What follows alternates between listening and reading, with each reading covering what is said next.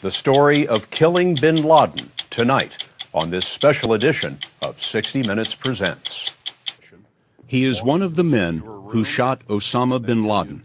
Tonight, you will hear his account of the raid on bin Laden's compound. Are these guys yelling and charging up the stairs? Is there a lot of action? How's it unfolding? You know, it's not like the movies. You know, movies make it out to be, loud and crazy and everybody's yelling. Quiet, calm. You're walking up the stairs? Yep, it's nice and slow. We have a saying, don't run to your death. It's extremely rare to hear from a member of SEAL Team 6, but Mark Owen walks us through the most important counterterrorism strike in U.S. history, including the moment that Osama bin Laden was killed. We both engaged him several more times and then rolled off and then continued clearing the room. When you say you engaged him, what do you mean? Fired. You shot him? Yeah.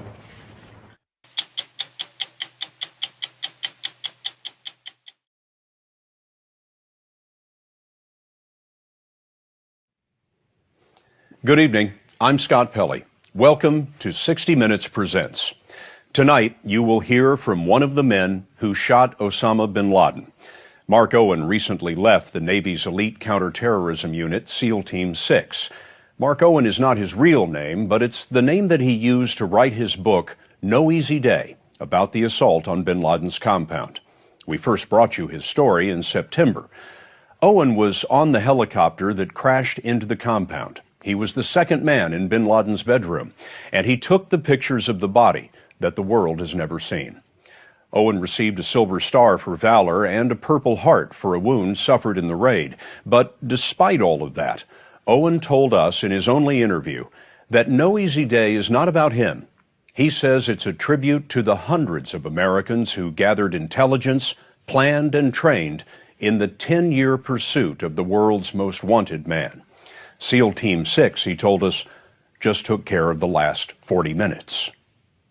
Was this a mission, was the plan to kill Osama bin Laden or capture him before you went in? This was absolutely not a kill-only mission. It was made very clear to us throughout our training for this that, hey, if given the opportunity, this is not an assassination. You will capture him alive if feasible. That was the preferred thing? Yes. To take him alive, if you could? Yeah. I mean, we're not there to assassinate somebody. We weren't sent in to murder him. This was, hey, kill or capture. This is a first-hand account from someone who was there. The raid, May 1st, 2011, had been years in the making. But in the moment, the best-laid plans failed, leaving a small team of Americans to improvise victory from near disaster. This operation was one of the most significant operations in U.S. history, and it's something that I believe deserves to be told right and deserves to go in a book and stand for itself. You're in disguise as we do this interview today, and I wonder why. The focus shouldn't be on me. The focus should be on the book. I'm not trying to be special or a hero or anything. I'm just trying to tell the bigger story. But you're in disguise also for your own security. Yeah, absolutely. Tell me about that. What concerns you? You know, the enemy has a long memory. And so we spent a long time perfecting a new look for Owen. Before each interview, the best artist spent 4 hours thoroughly changing his appearance. We've used shadows to enhance the effect, and we've altered his voice. When I first joined the Navy, Chief Petty Officer Owen was in the Navy 14 years. He had read about the SEALs in junior high school and set his sights. How many times have you been to war since 9/11? I've done 13 combat deployments. Afghanistan, Iraq, all over. There are several SEAL teams, but Owen rose to the very top, a unit called the Naval Special Warfare Development Group, SEAL Team 6. SEAL Team 6 is made up of a number of squadrons, and I wonder, why was your squadron chosen for this particular mission? Was there something special about you? Nope. Certainly nothing special about me, nothing special about the 24 guys that were chosen, nothing special about our squadron. It really could have been any number of guys. You just happened to be available for training. Yes. In April 2011, they had just returned from Afghanistan when they were told to report to North Carolina for an exercise. Give me the lay of the land here. What do we see? Owen walked into a top-secret briefing room, saw a model of a compound, and heard this from his buddies. What did they say? Said, hey, we found bin Laden, or we think we found bin Laden, and they want us to come up, rehearse and come up with a plan. If there's going to be a ground option approved, they want us to rehearse for one. What did you think? Awesome. The mission was Operation Neptune Spear, under the authority of the CIA. The agency had tracked a bin Laden courier to a curious compound in Abbottabad, Pakistan. They'd been watching the compound with satellites. The house seemed too big for the neighborhood. There was no telephone connection. The people there burned their trash. There was a wall 12 feet high and a walled-in balcony. Who lived up there? They briefed us on the individual they were calling the Pacer. The Pacer? The Pacer. So he would come out of the house and kind of walk around the yard to what was assessed to just be getting exercise. Where did the Pacer pace? Over here. In this courtyard back here? Right. So he'd just kind of walk out in here, and a lot of the vegetation out here was probably purposely planted so surveillance couldn't see down on him. And he would just go round and round and round? Yep. He'd walk around the yard. Sometimes he'd walk what they assessed to be a female. They just walk around the yard. They never stopped to help anybody do any work. If there was other people in the yard working, he never seemed to do any of that. It's above, almost above it. Above doing the manual labor. He was the boss, whoever he was. Right. The Pacer had been in Abbottabad about 5 years. It's a well-to-do city of 1 million people. The compound was about a mile from the Pakistani military academy. In terms of the inside of the house, how much did you know? Zero. So once you went through the door, you didn't know what you were going to be facing. Right. But again, it goes back to that years of experience. I mean, we've done this a million times. Raids like this were common many nights in Afghanistan and Iraq. And looking at the model, the SEALs didn't think of this as particularly challenging. The tricky part was getting there. The U.S. wasn't telling Pakistan, so the helicopters could be shot down by Pakistan's modern air defenses. The pilots were from the Army's 160th Special Operations Aviation Regiment. 2 modified Blackhawks, call signs Chalk 1 and Chalk 2, would drop 24 SEALs and a Belgian Malinois combat dog named Cairo. Chalk 1, which is the one I was on, was going to hover over the compound here. We would drop the 2 fast ropes, slide down the ropes into the courtyard here, and then go about our business while Chalk 2 would land out here, just over here by the road, drop the external containment team off. They would provide security external. We'd have 2 men, and our combat assault dog would do a quick patrol of the perimeter down to the south and around to make sure that there was no tunnels underneath the walls if somebody did hear us coming and had time to escape. After dropping those guys off, the second helo was going to come up, hover over the 3rd floor, drop off the remaining guys. They would then hop right down into the balcony, assaulting from the top down, and our guys would assault from the bottom up. A few days after getting the mission, they had their plan, and so began weeks of rehearsals on a full-size version of the compound built in North Carolina. How many times did you assault it? How many times did you train on it? A lot. Between when we got the mission and when we left for Afghanistan, we probably get 100 times. So how unusual was this kind of training? Yeah, very unusual. I've never had all the mock-ups. I've never rehearsed for something for 3 weeks. One rehearsal had an audience. The nation's highest-ranking officer, Admiral Mike Mullen, chairman of the Joint Chiefs, the head of Special Operations, Admiral Eric Olson, and observers from the White House. One of the things that I liked after the fact was I remember Admiral Mullen coming by and talking to each one of us, and then Admiral Olson as well. And I thought that was cool. They walked by, shook each of our hands, and said, "Hey, are you guys ready? Can you guys pull this off?" And I'm pretty sure to a man we all said yes, absolutely. The team got several days off at home around Easter. Then, in late April, about a month after they got the mission, they loaded on a plane bound for a U.S. base in Afghanistan. The president wasn't convinced yet. No one confirmed that bin Laden was the pacer, so SEAL Team 6 was on standby. One of the passengers on their plane was a CIA analyst who had spent 5 years on bin Laden's trail.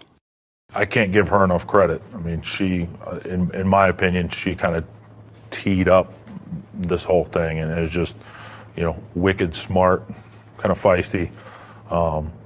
And she was, we'd always talk back and forth. Hey, what do you think the odds of this are? What do you think the odds of that are? And hey, what do you think? Think he's there? She's like 100% he's there.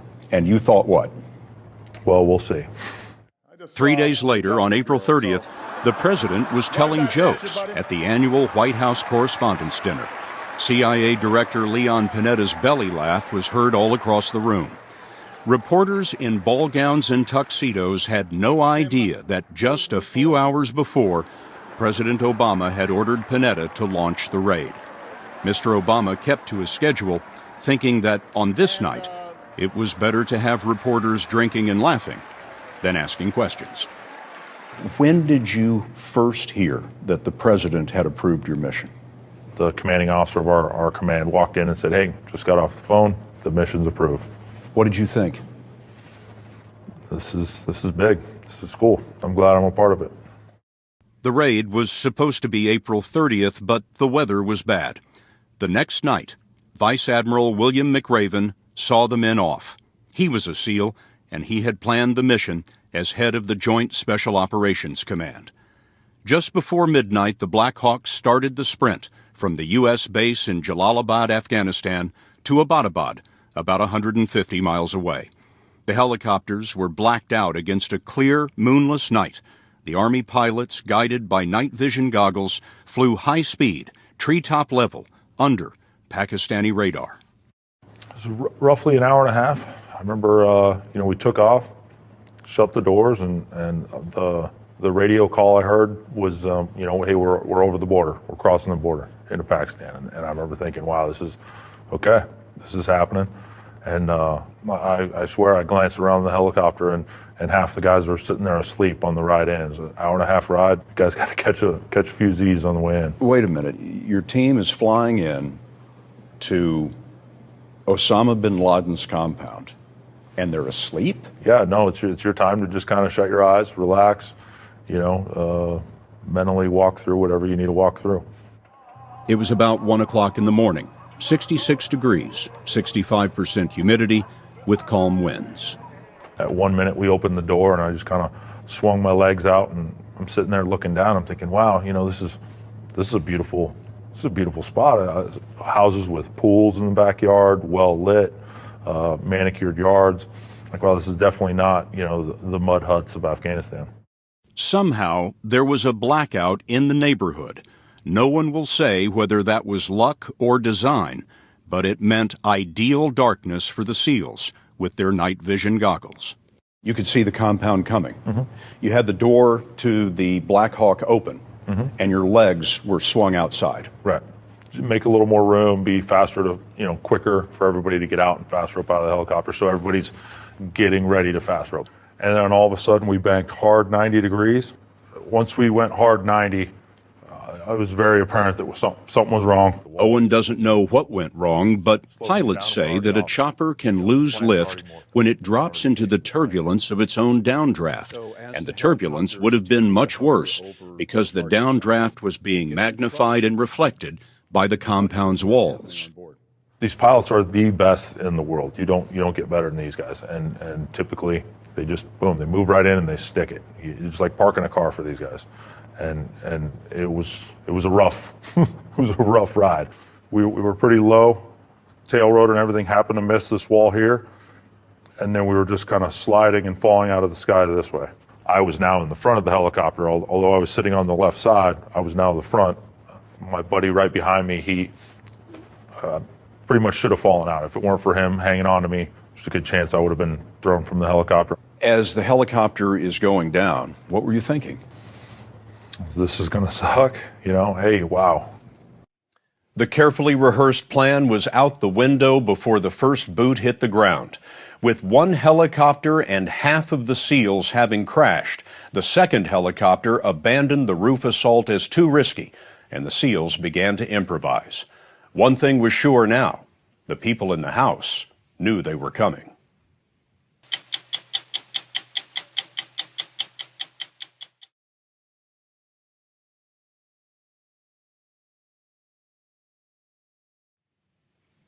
The raid on bin Laden's house was supposed to be straightforward. Two helicopters, call signs Chalk 1 and Chalk 2, carried 24 members of SEAL Team 6, each man hauling about 60 pounds of gear. One group planned to slide down ropes onto the roof of the house. Mark Owen's group planned to rope down into the courtyard. But Owen's helicopter crashed, and now everything was changing for the most important counterterrorism assault in U.S. history. Tell me about the crash.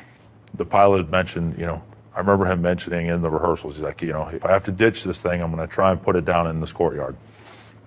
So that's exactly what he did. You could hear the helicopter winding up. He was putting all the power on it he could, but it wasn't helping. No, nothing.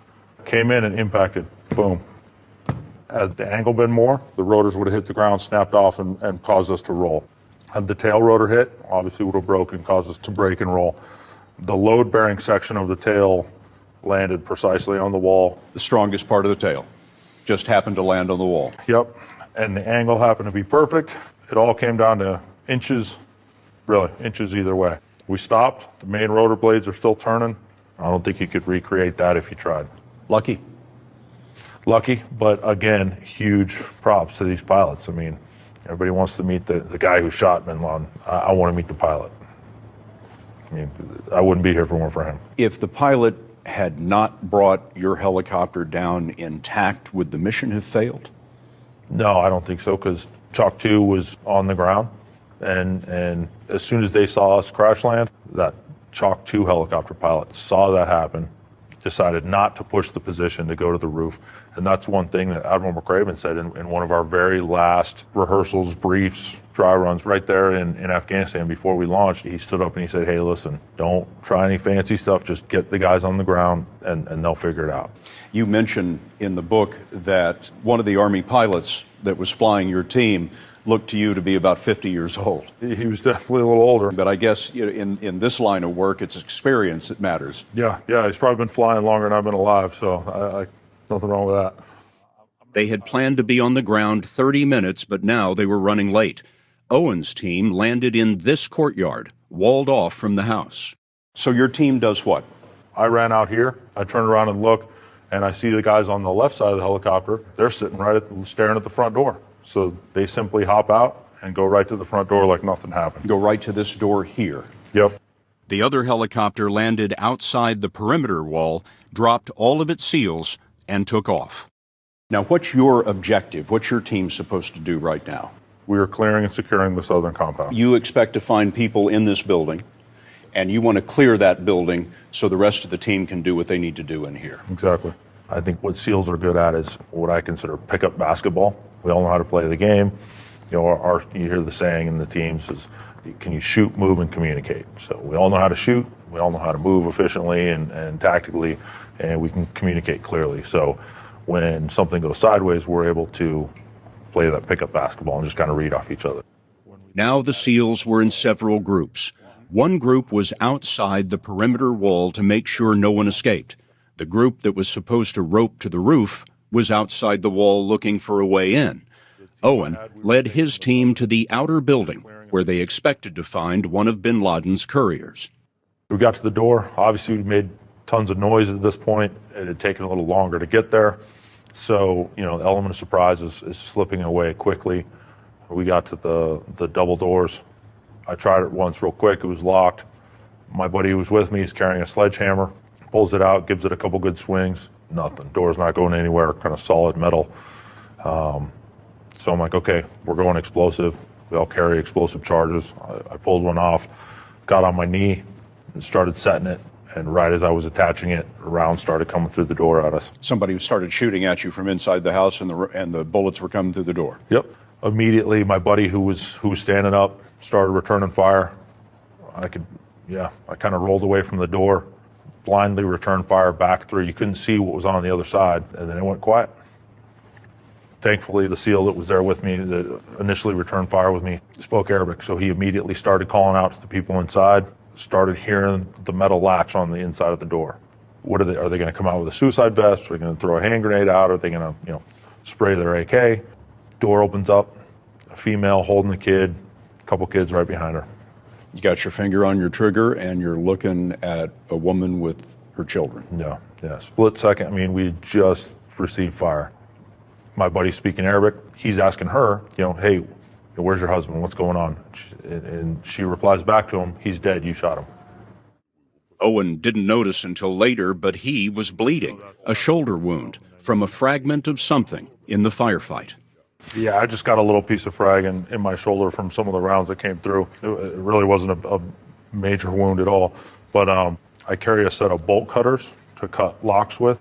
When I got back, I was checking my gears, any holes or anything, and I pull out the bolt cutters and I've got the bullet stuck in the handle. So the bullet just missed me by a little bit. The handle stick up either side of my head. Right by your neck. But you don't consider that to be a big deal? No, plenty of other guys have suffered much worse, so it's not a big deal. Within 5 minutes, Owen's team cleared the outer house. More SEALs entered the compound and converged on the first floor of the main building. Inside, they found another courier with an assault rifle. Those SEALs were in the process of shooting the second gunman. Right. And his wife jumped in front of him. All the women on target were very hostile. It's something very different than what we see in Afghanistan or Iraq. You typically don't see the women that are this aggressive and hostile. Even though the females had come out of this building and talked to us, they were still very combative and aggressive.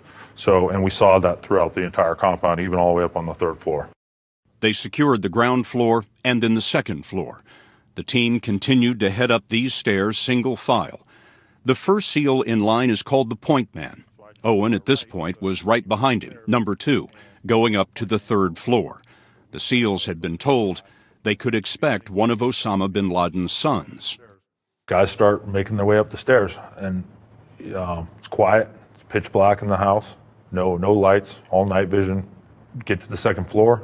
Intel had said, we think that Khalid, his son, lives on the second floor. This is Osama bin Laden's son. Yeah. The guy in front of me, who's point man, he sees a head pop out and disappear really quick around the corner. It's like, okay, who is it? What do you think? I don't know. He literally whispers, not amped up, not yelling, not anything. He whispers, hey, Khalid. Whispers Khalid's name. Doesn't know if it's Khalid or not. Khalid literally looks back around the edge of the hall and he shoots him. What was Khalid thinking at that time? Look around the corner. Curiosity killed the cat. I guess Khalid too. It had been 15 minutes since the crash. It was now about 1:15 a.m. Give me a sense of what this scene is like in there. I mean, are these guys yelling and charging up the stairs? Is there a lot of action? How's it unfolding? It's not like the movies. Movies make it out to be, loud and crazy and everybody's yelling. This is what we do. We're really good at it, and so it's quiet, calm, like we've done it a million times before. We have a saying, don't run to your death. So nice and slow, and we head up the stairs. Khalid is dead on this landing. The point man is stepping past Khalid, and now you're number 2 in the stack. You're right behind the point man. Yep. I kind of trying to look around him, hear him take a couple shots, kind of see a head, somebody disappear back into the room. The point man had seen someone stick his head out a door and shot him just the way he'd shot Khalid. Yep. What did you do then? Inside the room, I could see a body laying on the ground. Over him was 2 females, real close to the door. They looked up and saw the point man. He steps in to the room, literally rushes the 2 women, grabs one under each arm and pushes them back against the far wall. So if they did have a suicide vest on and they did blow themselves up, that wouldn't affect the rest of the guys. But it would have killed him. Yeah. You stepped into the room and saw the man lying on the floor. What did you do? Myself and the next assaulter in, we both engaged him several more times and then rolled off and then continued clearing the room. When you say you engaged him, what do you mean? Fired. You shot him. Yeah. He's still moving. A little bit, but you couldn't see his arms, couldn't see his hands. So he could have had something, could have had a hand grenade or something underneath his chest. So after Osama bin Laden is wounded, he's still moving. You shot him twice? A handful of times. A handful of times, and the SEAL in the stack behind you also shot Osama bin Laden, and at that point his body was still. Yes. Did you recognize him? No. You know, everybody thinks it was like, you know it's him. No. To us at that time, it could have been anybody. Maybe this is another brother. Maybe this is a bodyguard. Maybe. It doesn't matter. The point is to just continue clearing. By now, 20 minutes had passed. Every single thing that the woman with the CIA had told them on the plane had been right. But time was running out. Throughout the raid, the remaining helicopter was in the air. It only had enough gas to stay for 30 minutes or so. Pakistani neighbors had discovered the SEALs posted outside the compound wall, and it couldn't be long before the Pakistani military would know they were there. One SEAL was charged with keeping an eye on his wristwatch and calling out the dwindling time on the radio. 20 minutes, 15, 10. We'll be right back.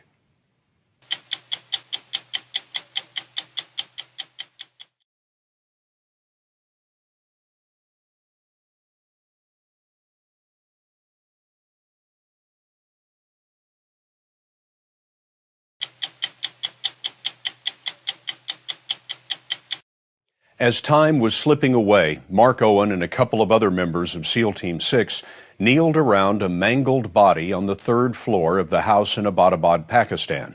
Everything the CIA analyst told them about the raid on Osama bin Laden's house had checked out exactly as she said. But was this bin Laden? You know, in my mind, he looked way younger than I thought he was going to be.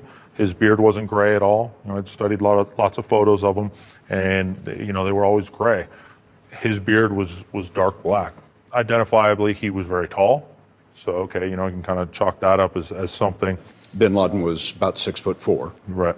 His nose, to me, was something that I could kind of identify. So, you know, kind of looking at the profile shots and everything, I was like, okay, I was pretty sure that was him. But, you know, I'm not willing to make that call.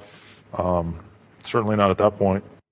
Not willing because Owen says they suspected the president was listening at the White House, and he was right. The helicopter crash had been reported up the chain of command. Owen says the SEALs wanted proof before anyone said anything on the radio about killing Osama bin Laden. They turned to one of the SEALs in the room who spoke Arabic. So he moved out to where the women and kids were, grabs one of the younger kids, says, hey, who is that inside? She says, Osama. Osama who? Osama bin Laden. The child? The child. Identified him? No. Grabbed one of the females, asked her again, say, hey, who is that? She said, Osama bin Laden. So, does a cheer go up among the SEALs? You start shaking hands, patting each other on the back? Nothing. It's all business. We're on a clock here.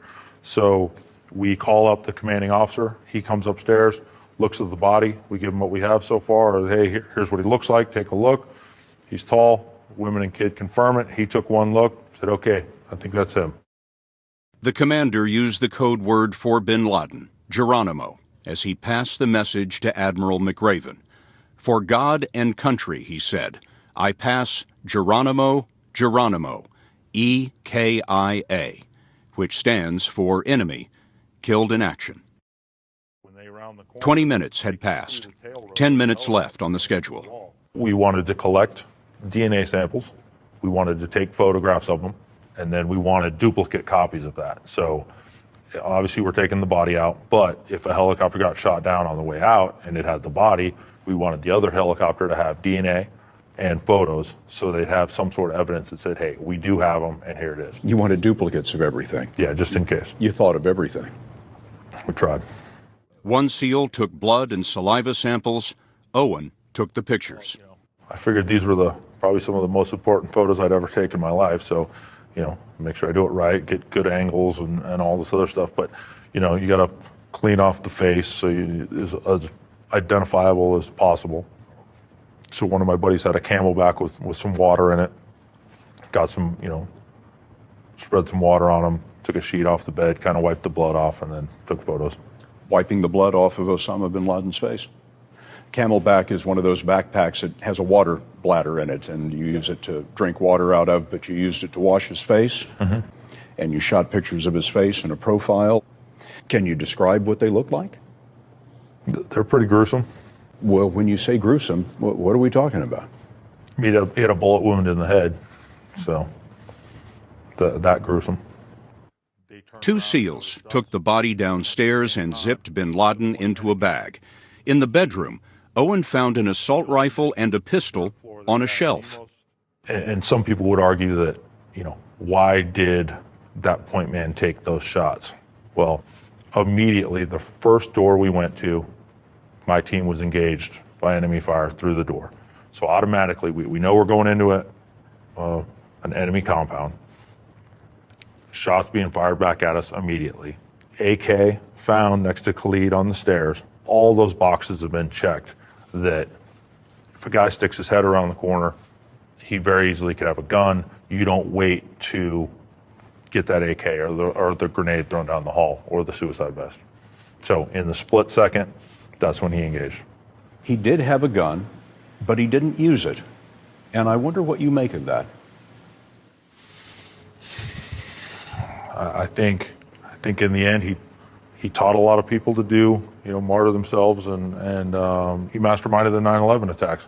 But in the end, he wasn't even willing to roger up himself with a gun and put up a fight. So I think that speaks for itself.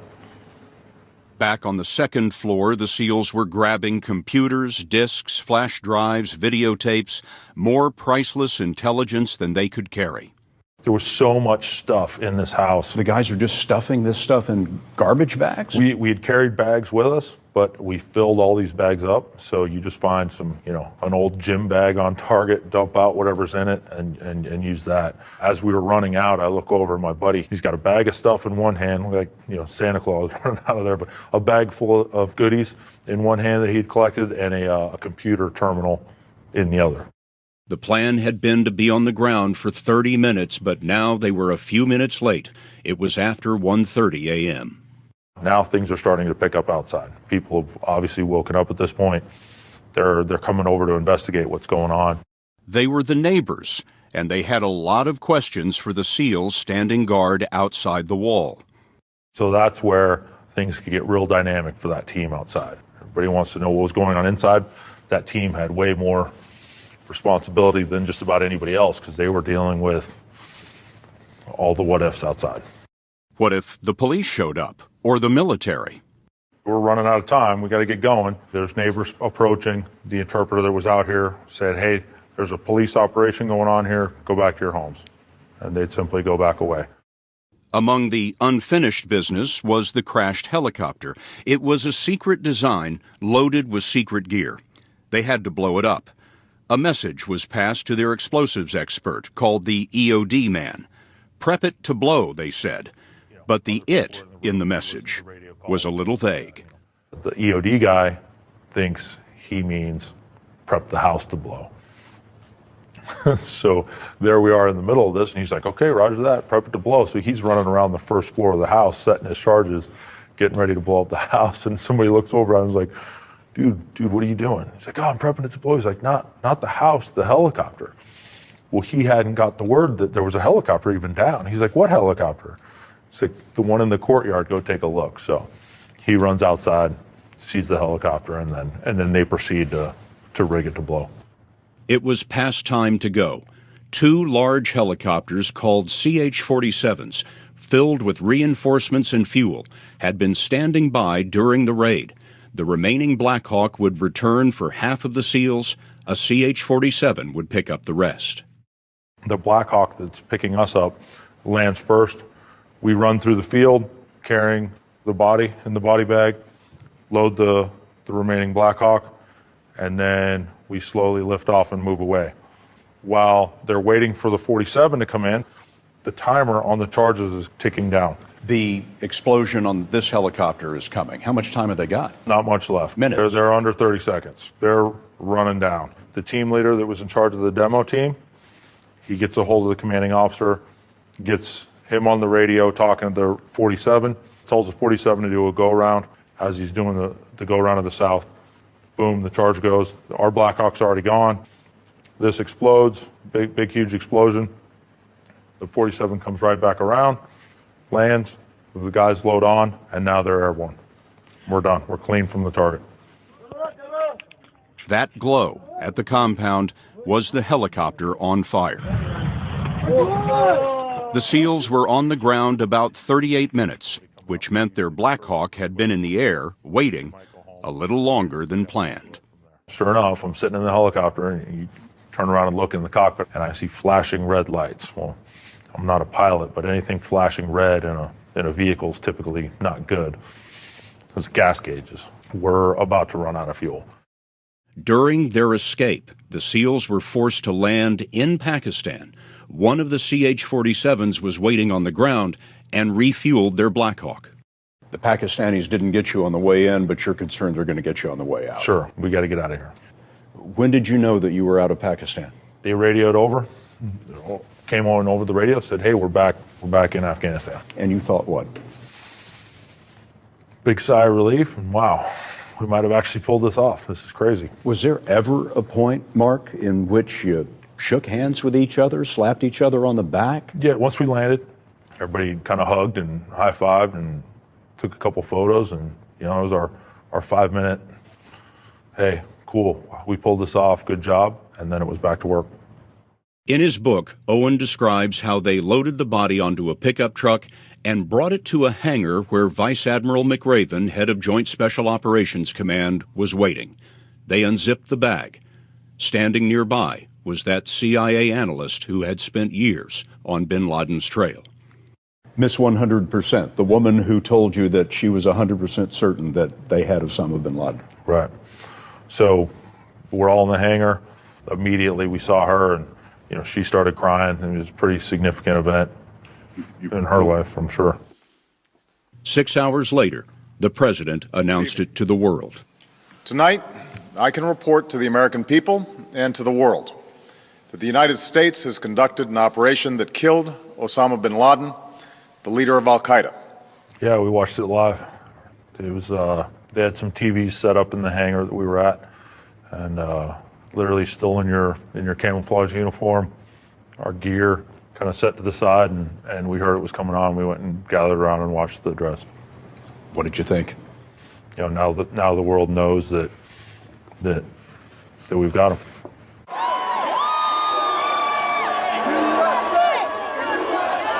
When you landed back in the United States, what did you think of all the media coverage? It was all surreal because, this had all been so hush-hush leading up to it. We went and did it. Now it was the biggest news story ever. We got on a bus. They drove us back to work. I didn't even go in. They told us we had a couple days off, and I grabbed my keys, went and got in my truck, and I put it in the book, but, I hit Taco Bell on the way home, hit the drive-through, a couple tacos, and ate it in my car right there, and then drove home. You were part of the team that killed Osama bin Laden, and the first thing you do when you get back to the United States is go to Taco Bell. Yeah, 2 tacos and a bean burrito. It's routine. Life has been anything but routine for Mark Owen since the publication of his book was first announced. We'll have that when we come back. Go to 60minutesovertime.com to hear more about Mark Owen and what he saw inside bin Laden's room. Sponsored by Pfizer.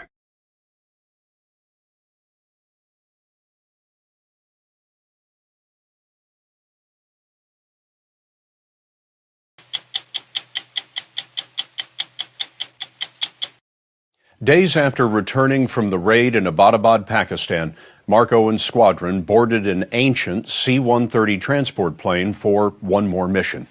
The men wondered why the plane was so old, and then they found out that it had been used in 1980 in the failed attempt to rescue the American hostages in Iran. Somebody thought it was a fitting piece of American history to carry the men to their secret meeting with the President of the United States. The terrorist leader who struck our nation on 9/11 will never threaten America again. President Obama was making a speech at Fort Campbell, Kentucky, and he met with the bin Laden team privately. All of the men would receive a Silver Star for valor. Did the president ask you guys which ones of you had shot Osama bin Laden? Yeah, he asked who was the one, and we told him we wouldn't tell him. You wouldn't tell him, why not? Pulling a trigger is easy. You know, a couple pounds of pressure in your trigger finger, and I've done it millions of times, and it's not that hard. You know, so it's not about who that one person was, it's who, you know, it was about the team or the helicopter pilots or the intel folks that teed this whole thing up. Who cares who the one person is? Doesn't matter. I wonder, in writing this book, whether you're worried that some of your fellow SEALs will be angry with you. You know, I've had nothing but an outpouring of support from the guys who know me. To quote one of my friends, he said, "Hey, if anybody can tell this story and do it right, it's you." And I'm not taking that, I'm trying to toot my own horn. They know I'm doing it right. You say in the preface to the book that if a reader is looking for secrets, this isn't their book. No, absolutely not. I'm not talking secrets, I'm not talking tactics, I don't even get into any of that stuff. But I really try and give the reader a sense of what it's like to be there. The Pentagon is not happy about No Easy Day. They have a different account of bin Laden's final minutes, saying that he was first shot when the SEALs were inside his bedroom. This book...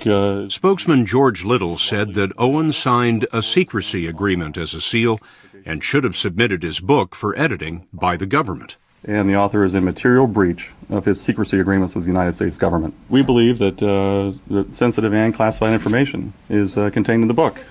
I don't think I could be any clearer than that. Owen insists that there is nothing in the book that compromises the secrets of the United States or the safety of the SEALs. But the government is considering a lawsuit to seize the profits from the book. The bin Laden raid was Mark Owen's last. A few months later, he went to New York and saw Ground Zero for the very first time. Our team played a small little piece. Some people would argue bigger, but you know, to us it's we were just doing our job, it's not a big deal. We were just lucky to be at the right place at the right time. But then going to New York and where the World Trade Centers stood at one point, and it just very, very emotional. Nearly 3,000 people were killed right there alone. It was emotional, and it was like, you know what, it was ready to move on, full circle. Your team had avenged those deaths. Absolutely.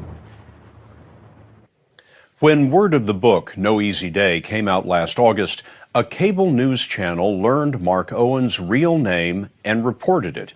Since then, others have reported his name, but we will not. Owen wants to donate most of the profits from the book to charities that support families of fallen troops, but that will depend on the outcome of any legal action by the government. For his part, Mark Owen wanted us to know that he thinks of what he's written as a public service to get the history straight, and as a tribute to every Navy SEAL, wherever they may be serving tonight.